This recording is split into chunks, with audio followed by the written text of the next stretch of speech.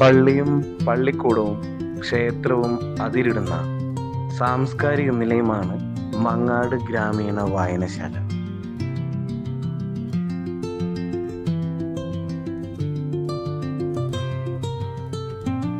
നമ്മൾ നിൽക്കുന്നത് മങ്ങാട് വായനശാലയുടെ മുന്നിലാണ്. മങ്ങാട് നാടിന്റെ വിജ്ഞാനത്തിന്റെ പാതയിലേക്ക് നയിച്ചുകൊണ്ടിരിക്കുന്ന മങ്ങാട് വായനശാലയെ പറ്റി കൂടുതൽ വിവരങ്ങൾ ചോദിച്ചറിയാം. കിഡ്സ് റിപ്പോർട്ടർക്കൊപ്പം വായനശാല ഭാരവാഹികളാണ്.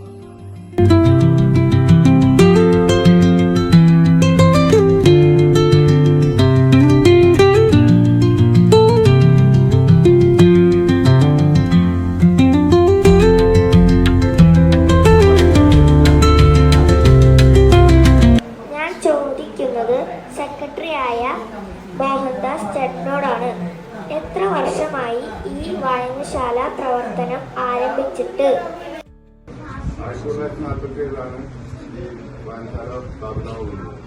അതിനുശേഷം പല നടപടി ഈ വായനശാലയ്ക്ക് ആയിട്ട് പ്രസിഡന്റ് 20 ആളായിരുന്നു. പിന്നെ സെക്രട്ടറി പോസ്റ്റുമായിരുന്നു.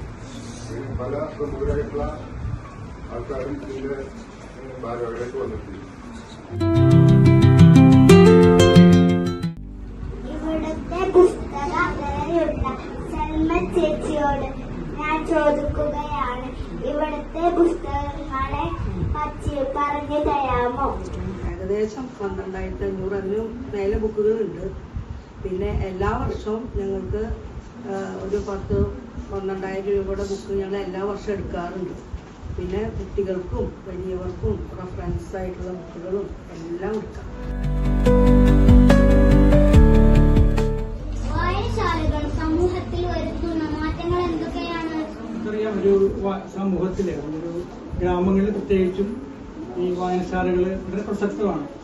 കാരണം അവരുടെ അറിവിന്റെ വലിയൊരു കേദാരമാണ് ഇത്തരം വായനശാലകൾ. ഇത്തരം സാംസ്കാരിക രംഗത്തായാലും ഒരുപാട് നേട്ടങ്ങൾ കൊയ്യാനായിട്ട് അവർ പറഞ്ഞു കൊടുക്കാനായിട്ട് വായനശാല ഗ്രന്ഥങ്ങൾ ഉപയോഗിക്കും.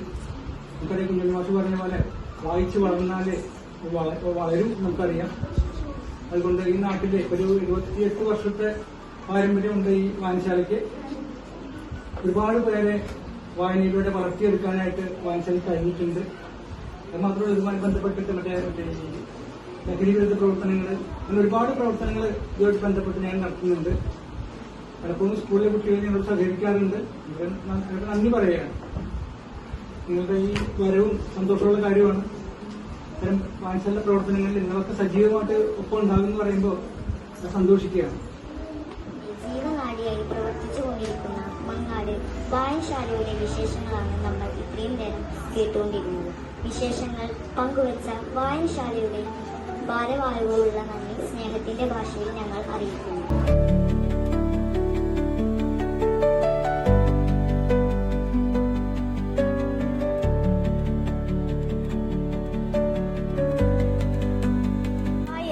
മനുഷ്യർക്ക് മാത്രം സാധ്യമാകുന്ന അത്ഭുത സിദ്ധി ആശയവിനിമയത്തിലുള്ള ഉപാധിയാണ് വായന. നൂറ്റാണ്ടുകളായി മലയാളികളുടെ സംസ്കാര മണ്ഡലത്തിൽ നിറഞ്ഞു നിൽക്കുന്നു. കേരളത്തോളം വായിക്കപ്പെടുന്ന ഒരു നാടും കേരളത്തോളം വായനശാലകളുള്ള നാടും ഇന്ത്യയിലേക്ക്